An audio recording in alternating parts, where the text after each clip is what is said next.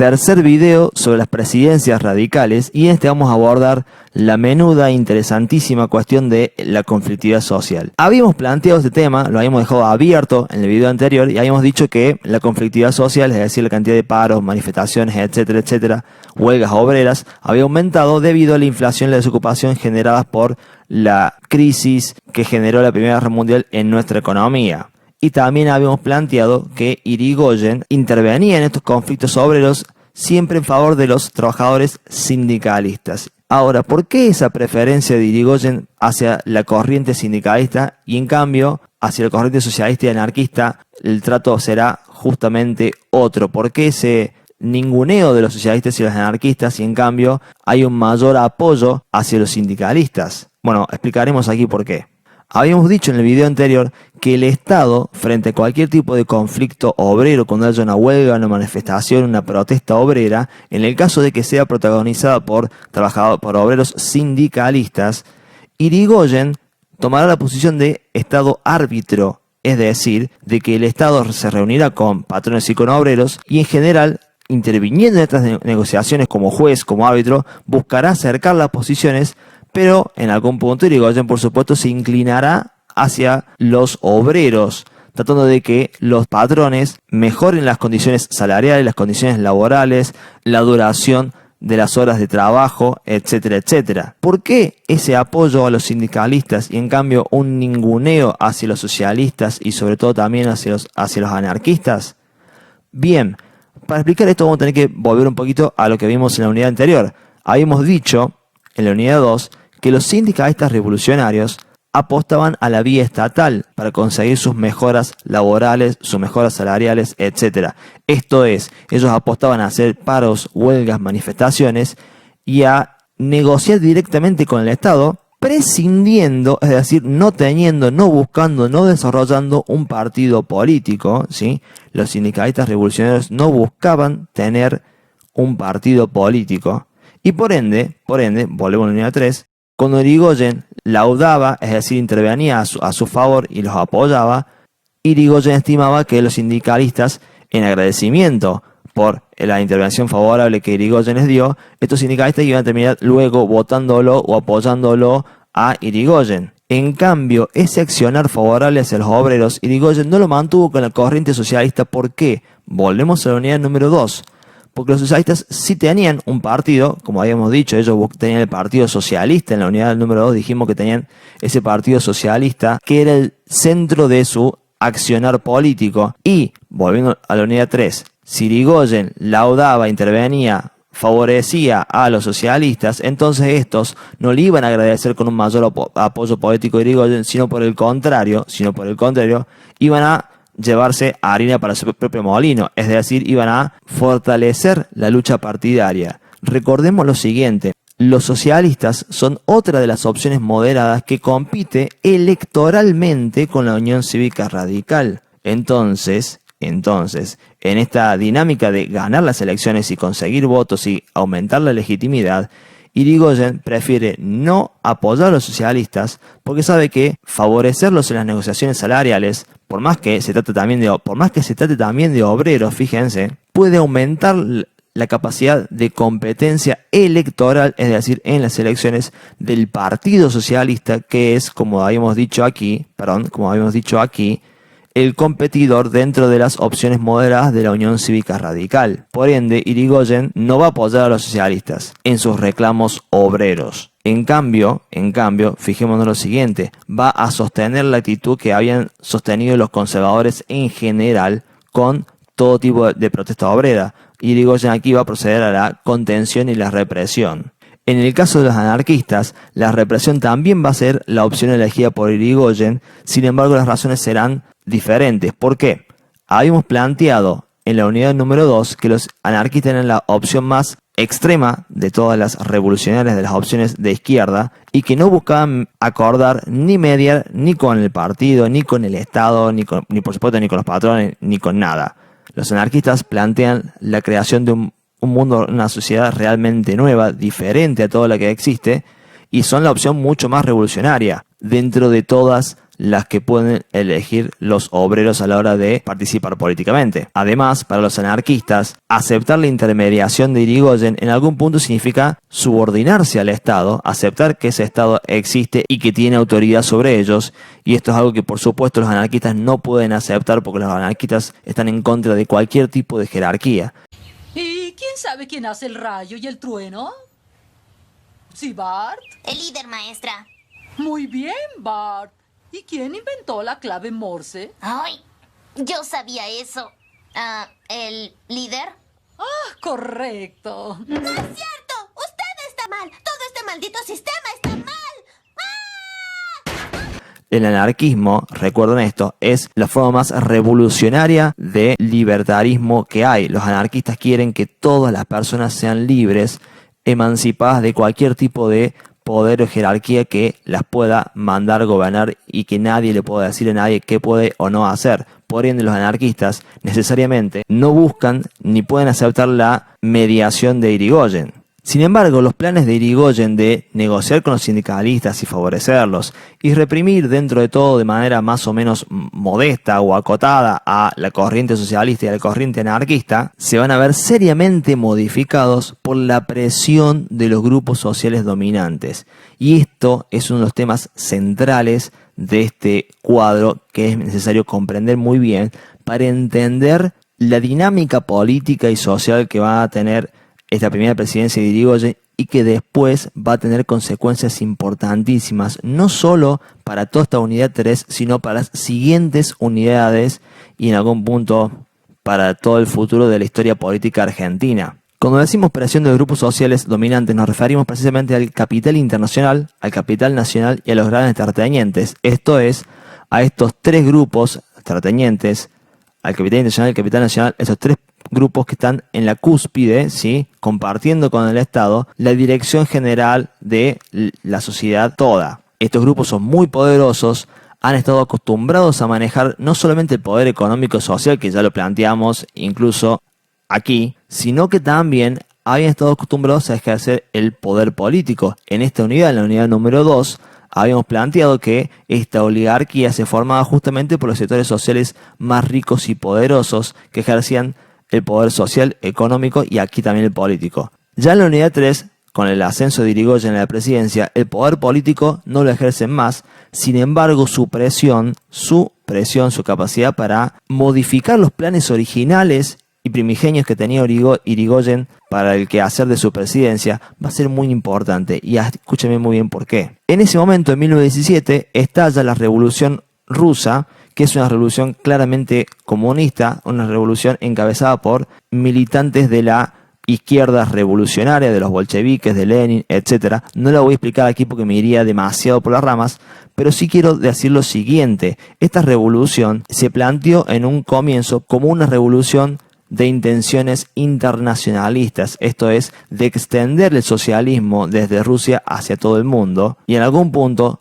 las facciones de la izquierda más revolucionaria, entre ellas por supuesto los anarquistas, vieron con muy buenos ojos el triunfo de, digámoslo así, sus compañeros obreros y campesinos de la Rusia de 1917. El razonamiento es simple: si la gran masa de los obreros y campesinos de la Rusia de 1917 logró hacer la revolución, si ellos, que eran los principales oprimidos de la sociedad rusa, lograron hacer la revolución, nosotros, las decisiones anarquistas, podemos lograrlo también aquí en Argentina y en cualquier país del mundo, porque la clase obrera es una sola y está igualmente explotada, igualmente oprimida por todos los burgueses de todo el mundo. Ese razonamiento que plantean tanto los bolcheviques en Rusia como también los anarquistas aquí y los anarquistas básicamente en cualquier país del mundo. Esta revolución rusa generará un fuerte temor en estos grupos sociales dominantes que ven con mucho miedo que el comunismo o cualquier tipo de ideología revolucionaria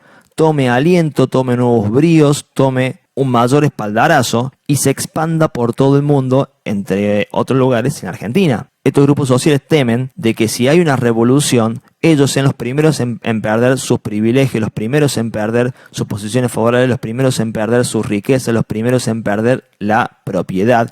Y es por esto que van a presionar fuertemente a Irigoyen para que Irigoyen recrudezca, aumente, incremente la represión sobre todos los obreros. Fíjense, porque esto, si bien Irigoyen tuvo una posición favorable hacia los sindicalistas, para estos grupos dominantes, cualquier tipo de intervención del Estado a favor de los obreros es negativa, porque para ellos todos los obreros están buscando desarrollar una revolución similar a la revolución rusa y por ende deben ser contenidos y reprimidos con la mayor fuerza posible si es necesaria.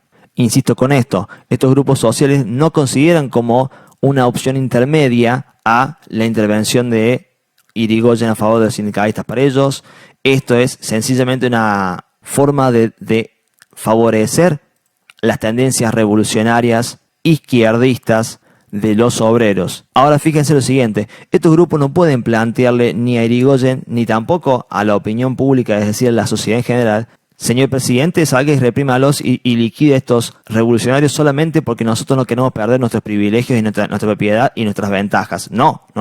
Ningún grupo social puede plantearse en esos términos a la opinión pública, porque quedarían básicamente como un grupo de egoístas y de privilegiados que piensan solamente en sus propios intereses. Quizás eso sea cierto,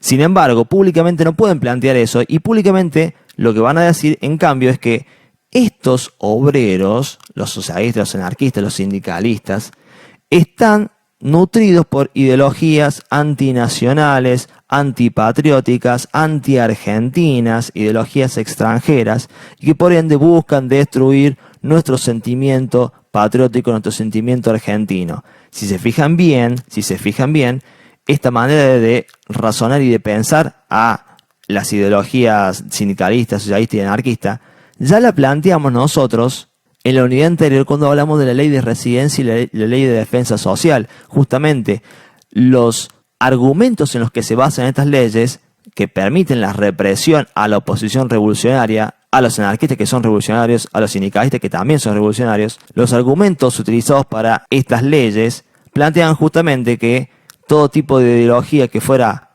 contraria al ser nacional, contraria a la patria, debía ser reprimida, ¿sí? En base a esos mismos argumentos es que ellos dicen: no es que le estemos pidiendo al presidente que reprima porque queremos defender nuestra posición de privilegio. No, señor, le estamos pidiendo que defienda la patria, estamos pidiendo que defienda el ser nacional, que defienda nuestras costumbres en contra de estos agresores internacionalistas que no respetan nuestras fronteras, que no respetan nuestras ideas, que no respetan nuestra manera de pensar y ver y sentir la vida como somos los argentinos. Es importante marcar esta cuestión, no porque estos grupos tengan razón o estén equivocados, no me interesa tanto discutir este asunto, sí mostrar que para que un grupo social como este retenga su hegemonía social, para que conserve la capacidad de mandar sobre la sociedad y sobre la economía, sobre todo sobre la sociedad, es necesario que muestre que sus intereses son también, entre comillas, los intereses de todo el resto de la sociedad, ¿sí? Ellos, el capital nacional, las grandes empresas argentinas, las grandes empresas internacionales y los grandes terratenientes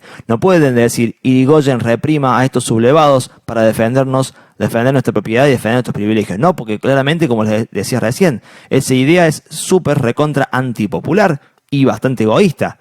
Entonces tienen que mostrar que la represión que va a venir, y ya les voy a explicar cómo, está justificada en un interés superior y que va más allá de los intereses específicos de estos grupos sociales. Es decir, la represión es para defender al país, es para defender nuestra cultura, es para defender nuestra nación, para defender nuestra identidad nacional, no para defendernos a nosotros, ¿sí? Eso es, fíjense, todos los grupos sociales plantean como fachada, si se quiere, que sus intereses son los intereses de toda la sociedad, que sus intereses son los intereses de toda la sociedad.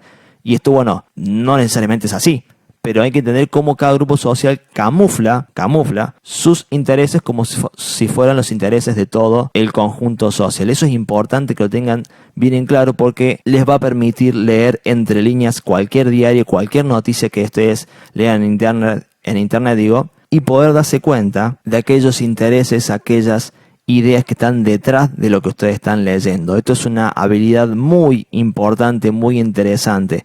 Siempre cuando uno lee el diario, lee alguna noticia o participa o se involucra en algún tipo de debate político, tienen que entender que las ideas no son ideas y nada más, sino que estas ideas son favorables a uno u otro grupo político. Fíjense lo que yo le planteé en la unidad 1, que cada decisión que se toma termina perjudicando o beneficiando a un grupo social. Efectivamente, cada idea que se plantea, ideas y decisiones, benefician a unos y perjudican a otros. Y es por esto que les hago hincapié en ver cómo esta defensa de la ideología nacional, el ser nacional, es más bien una pantalla para justificar la represión que estos grupos necesitan de parte de Irigoyen, de parte del Estado, en contra de todos los obreros por igual, todos, no solamente los anarquistas o sindicalistas, no, los tres corrientes por igual.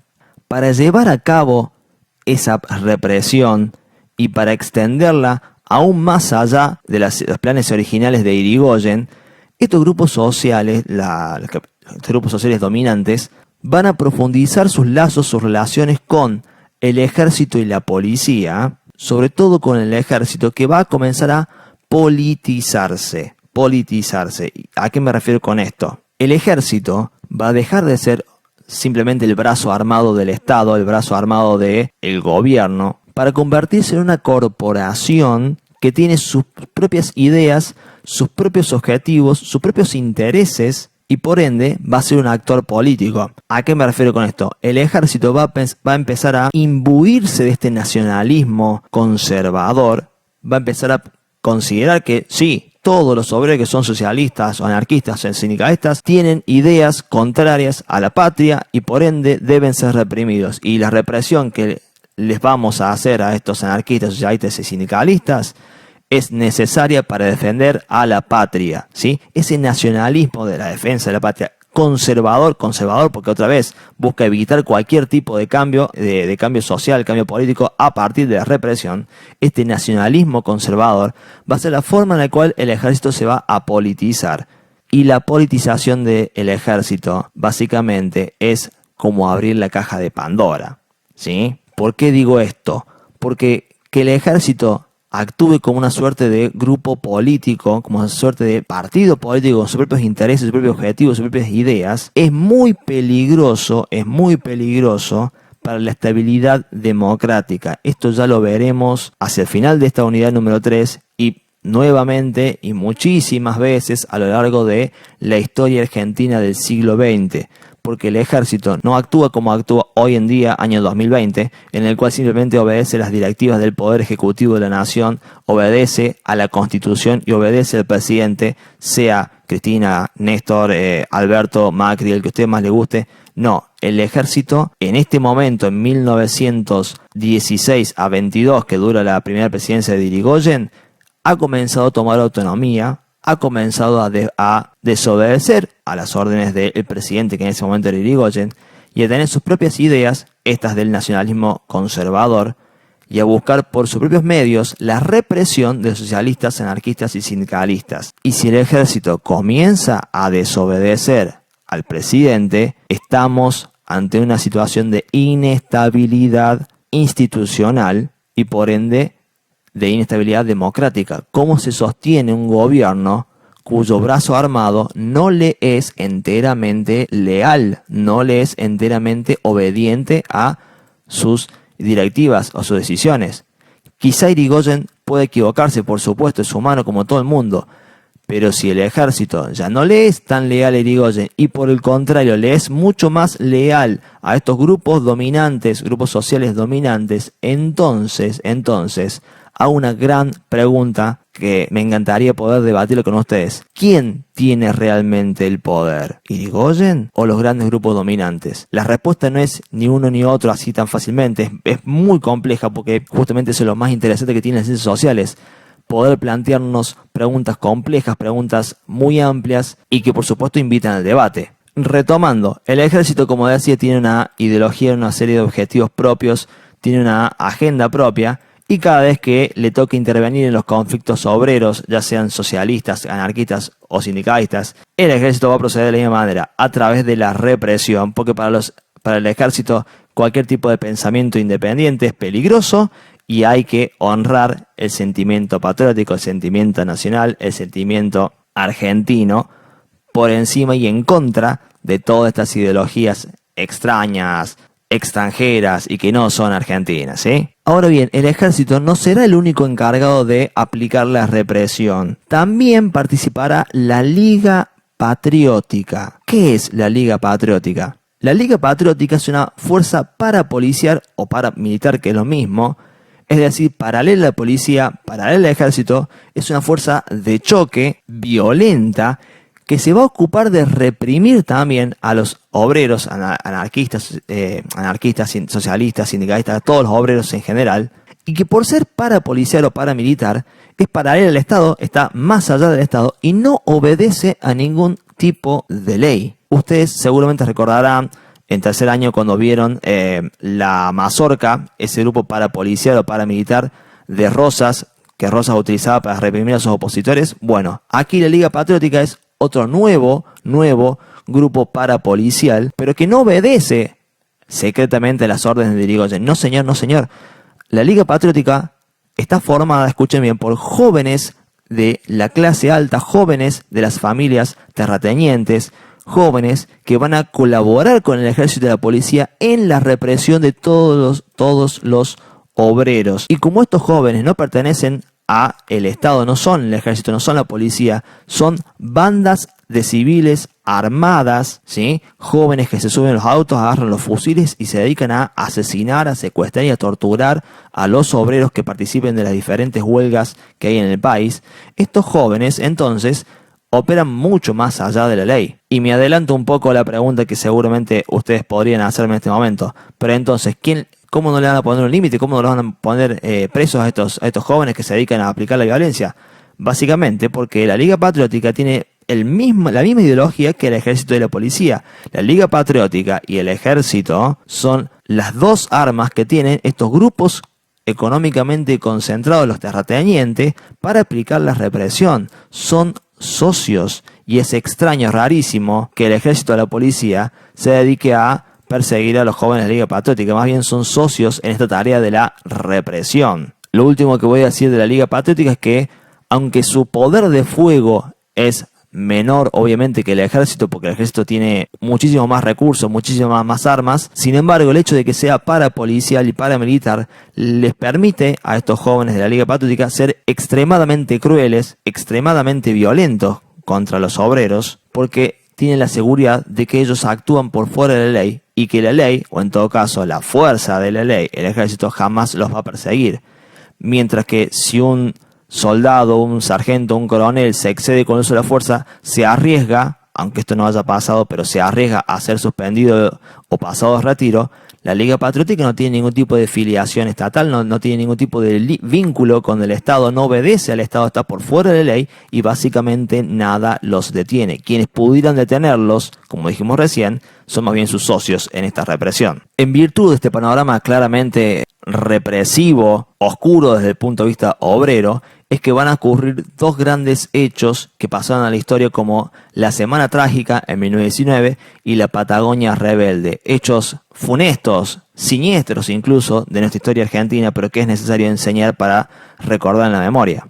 En 1919, los talleres Bacena van a comenzar a suspender y a despedir a algunos de sus trabajadores debido a una baja en las ventas. Esos trabajadores estaban unidos a la corriente anarquista y los anarquistas en su solidaridad con estos obreros van a llamar a paro, una huelga, a no trabajar, a que nadie vaya a trabajar a los talleres Bacena para que de esa manera obligar a los patrones a reincorporar a aquellos obreros que fueron despedidos. El conflicto se extiende durante una semana, los anarquistas buscan crear una mesa de negociación para llegar a algún tipo de acuerdo con los patrones no los reciben, los dueños de los talleres Bacena no reciben a los anarquistas y por el contrario emplean rompehuelgas. ¿Qué son rompehuelgas? Básicamente un grupo de patoteros que se dedican a violentar a aquellos anarquistas que hacen piquetes para evitar la circulación de mercadería y de trabajadores a la empresa y la situación comienza a escalar y comienza a ser cada vez más violenta. Hasta el punto de que tanto los anarquistas como los rompehuelgas se cruzan violentamente e incluso los tiros, y eso motiva que Irigoyen envía a la policía a controlar el asunto. Y fíjense acá bien el término que yo voy a utilizar, porque esto lo voy a llevar a una discusión más adelante. Irigoyen le dice a sus ministros, y recuerdo lo siguiente, a estos ministros que son de origen conservador del partido de los conservadores, ¿sí?, que son mucho más fieles a los terratenientes, les pide: necesitamos controlar la situación de los talleres Bacena. Controlar, contener. Envía a la policía y al ejército a controlar, ¿sí?, a contener. Esas son las palabras de Irigoyen: controlar y contener la situación. Como yo le vengo diciendo, los grupos económicos concentrados y el ejército tienen otra agenda, tienen otros objetivos, tienen otras intenciones que son mucho más represivas que la que tiene Irigoyen. Ellos no quieren simplemente controlar, buscan aplastar la movilización y las huelgas de los anarquistas, buscan ir mucho más allá. Fíjense esto que les vengo diciendo. Es por ende que cuando arribe la policía a los talleres Bacena, va a proceder a hacer una muy cruda represión en la cual van a morir 4 personas y hubo más o menos como 30 heridos en esa primera represión. No será la última, primera represión. A los 2 días siguientes, los anarquistas van a hacer un velorio para poder velar y acompañar al sepelio, al entierro de sus compañeros muertos. Y ese sepelio se va a hacer en la calle, va a ser una procesión que va a pasar por los talleres Bacena.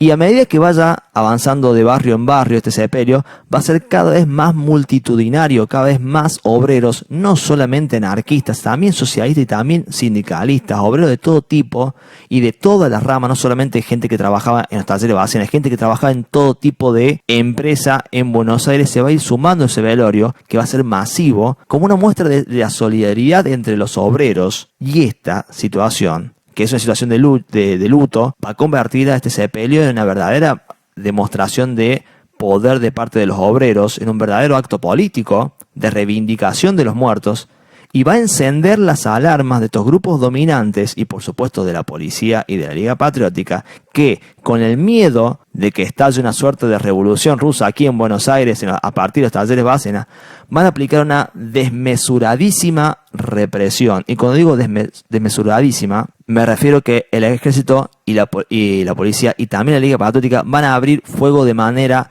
irrestricta sobre los manifestantes, y va a haber muchísimos muertos, pero no solamente ese día, sino que durante toda la semana, y por eso le decimos semana trágica, durante toda la semana, los barrios obreros van a vivir el hostigamiento, el ataque, el secuestro, la tortura y hasta a veces desaparición, ¿sí? Y por supuesto fusilamientos sumarios, es decir, sin ningún tipo de juicio, de parte del ejército y de parte de la Liga Patriótica, que van a actuar de manera completamente ilimitada. Nadie les pondrá un freno, ¿sí? Nadie les pondrá un freno. E incluso en esta idea de defender la patria, el ser nacional, etcétera, etcétera, la Liga Patriótica es también una liga antisemita, es también un grupo antisemita. Antisemita significa que desprecia a los judíos, y va a dedicarse también a fusilar judíos. Va a dedicarse a fusilar judíos aquí en la Argentina. Va a ser la única limpieza étnica de judíos que hubo en la historia de América. Va a suceder aquí en Argentina. Porque la Liga Patriótica es un grupo que toma su inspiración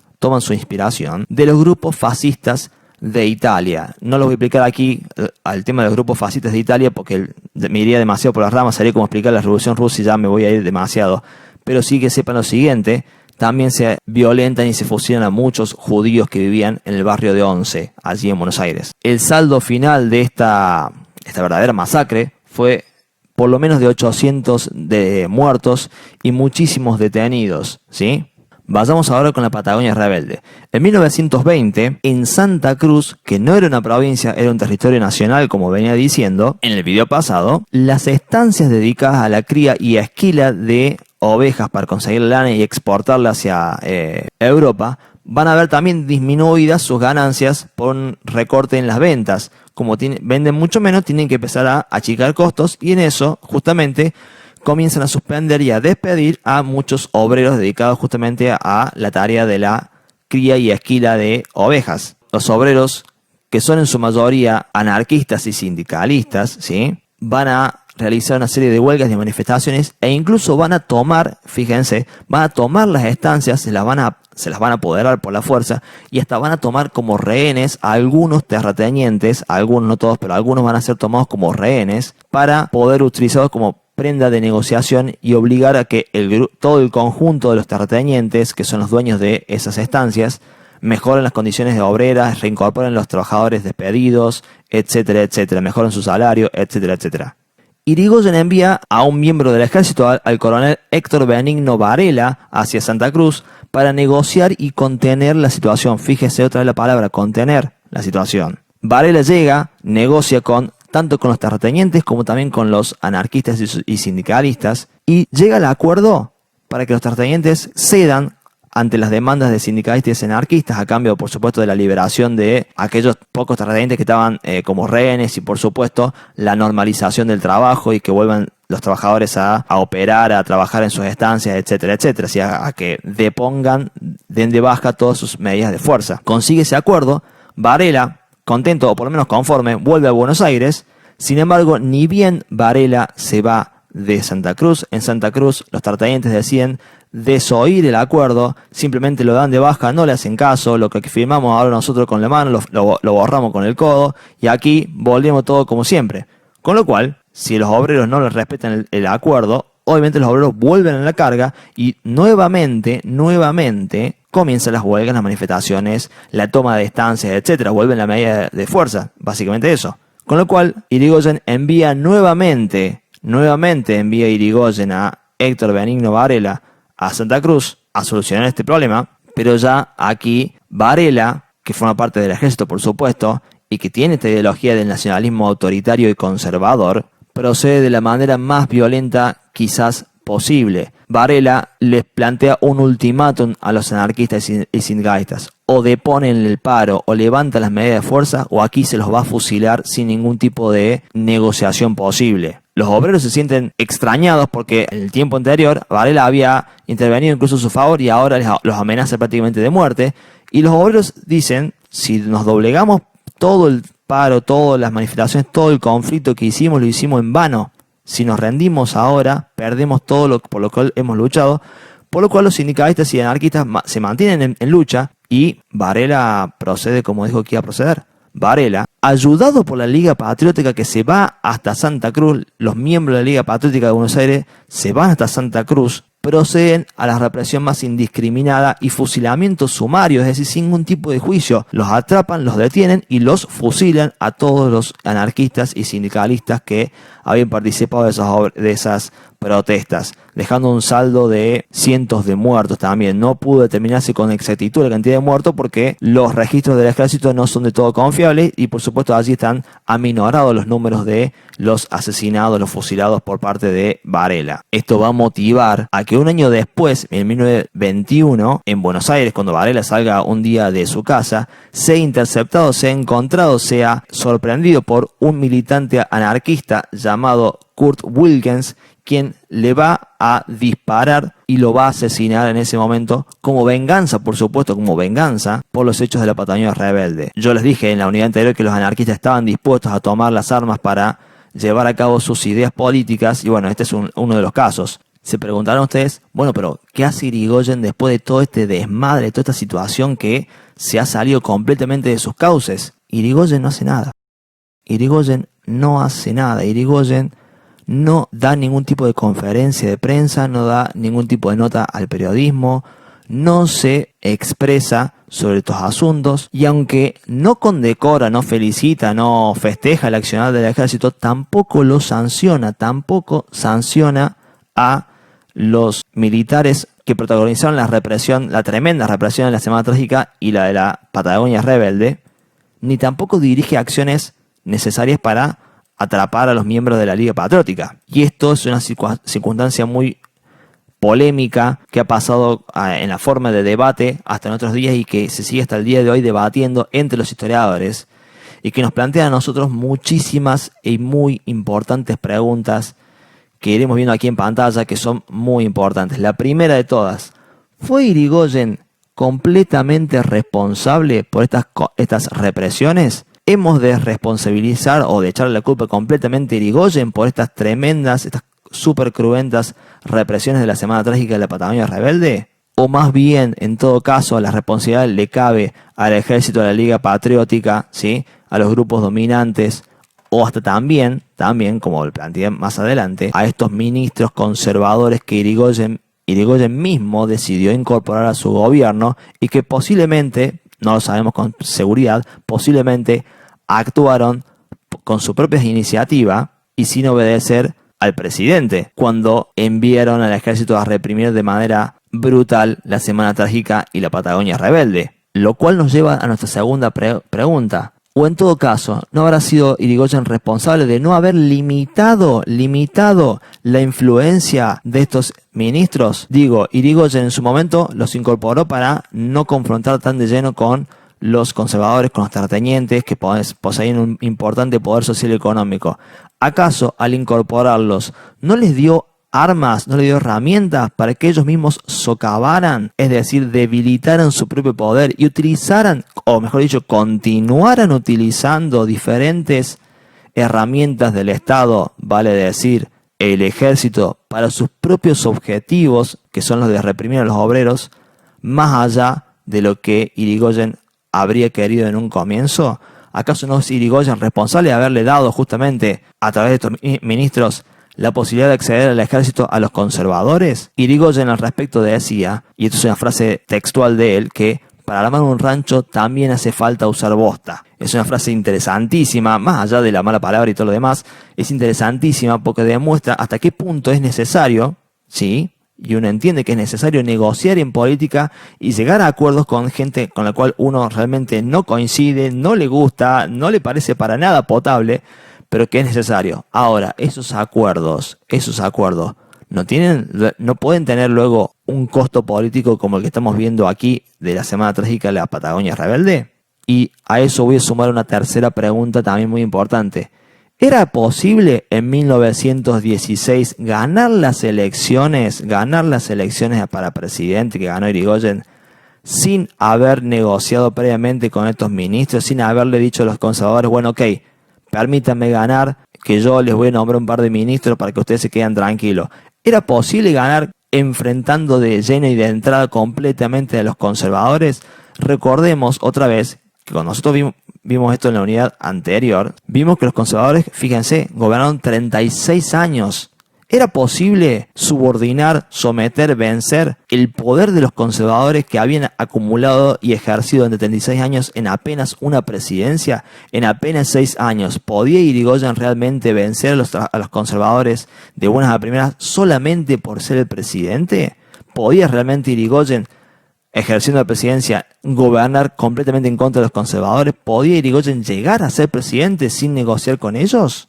¿Por qué hago esta pregunta? Simplemente para decirles esta cuestión. Irigoyen posee el poder ejecutivo, fantástico, pero no posee todo el poder ejecutivo, porque los ministros, algunos son de los conservadores, y no posee, ya vimos, el poder legislativo, ni tampoco el judicial, que siempre es independiente, o debería serlo. Y eso nos demuestra que el presidente no tiene todo el poder para hacer y deshacer en un país como él quiera. No. La dinámica del poder político, ejecutivo, legislativo, etcétera, sigue estando subordinada a esta serie de reglas que hemos explicado aquí. Todos los sectores sociales esperan algo del Estado y están dispuestos a reclamarlo por diferentes medios, por huelgas, por paros, movilizaciones en el caso de los trabajadores, o bien a través del ejército y la Liga Patriótica en el caso de los grandes grupos económicos más dominantes, más importantes, ¿sí? Todos los grupos sociales, como planteamos en esta unidad 1, tienen sus ideas, sus intereses y reclaman y pujan y tironean al Estado para conseguirlos. Y ese tironeo se ejerce, como decías recién, a través de paros, etcétera, o bien a través de, en el caso de los terratenientes y el capital internacional y nacional, a través del ejército. Y que el presidente tiene que negociar con todo eso, tiene que asumir esa realidad que existe. El presidente no tiene, nunca tuvo ni tendrá todo el poder para hacer lo que quiera. Esa idea es muy simplista que suelen tener mucha gente con la cual ustedes conversan, con la cual yo converso, que dice, bueno, tiene que llegar al presidente fulanito y fulanito una vez que sea presidente hace y soluciona todos los problemas así de fácil. No, eso no puede suceder, Porque el presidente está sometido a múltiples presiones, ya sea de los grupos dominantes o también, por supuesto, de los grupos trabajadores y de todos los grupos sociales y políticos. Y por ende, el presidente tiene que administrar, cualquier presidente, Irigoyen o el que a ustedes más les guste, no importa cuál, tiene que gobernar bajo esa situación, que es una situación, por supuesto, posiblemente tensa. En este momento, con la Semana Trágica y la Patagonia Rebelde, esa tensión escaló a niveles increíbles. Esa tensión claramente se desmadró, esa situación se desmadró completamente, pero siempre hay presiones de diferentes grupos sociales. Esto que les expliqué en la unidad 1, justamente lo hice para eso, para que entendiéramos esta situación como la que le pasó a Irigoyen y como le va a pasar a varios otros presidentes que vamos a ver en la historia argentina y como le pasa a nuestros presidentes, los que hemos tenido en el pasado reciente, el que tenemos ahora y los que tendremos en el futuro subsiguiente. Acuérdense de esto. Siempre van a ser presionados por los diferentes grupos sociales que demandan diferentes objetivos, algunas veces contrapuestos. Cuarta pregunta. ¿Era posible subordinar al ejército y evitar que formara su propia ideología y su propia agenda política? ¿Era posible que el ejército dejara de obedecer o evitar que obedeciera a los grupos sociales dominantes y en cambio fuera leal, como indica la Constitución, al presidente de la Nación, en ese momento de Irigoyen? Bueno, aquí hay una cuestión de que nosotros estamos juzgando las acciones de Irigoyen con el diario del lunes. ¿A qué me refiero con esto? Hoy sabemos, y luego de haber tenido muchos golpes de Estado, muchas intervenciones armadas del ejército, muchas intervenciones políticas, pero también armadas del ejército, sabemos que es peligrosísimo que el ejército se maneje con independencia, sabemos que es peligrosísimo que el ejército tenga su propia ideología y que desobedezca al presidente. Hoy eso lo sabemos. Para Irigoyen, en cambio, que el ejército tenga su propia ideología, su propia agenda, es una gran novedad, es algo inesperado y que Irigoyen no alcanza, y de hecho mucha gente de ese periodo no alcanzaba a calcular el riesgo que suponía que el ejército tenga independencia y su propia ideología. Los hombres y mujeres que vivieron este periodo de 1916 a 1922 no imaginaban lo riesgoso que era darle al ejército una entidad política, permitirle tener su propia ideología, su agenda y sus intereses. Eso no lo imaginaba.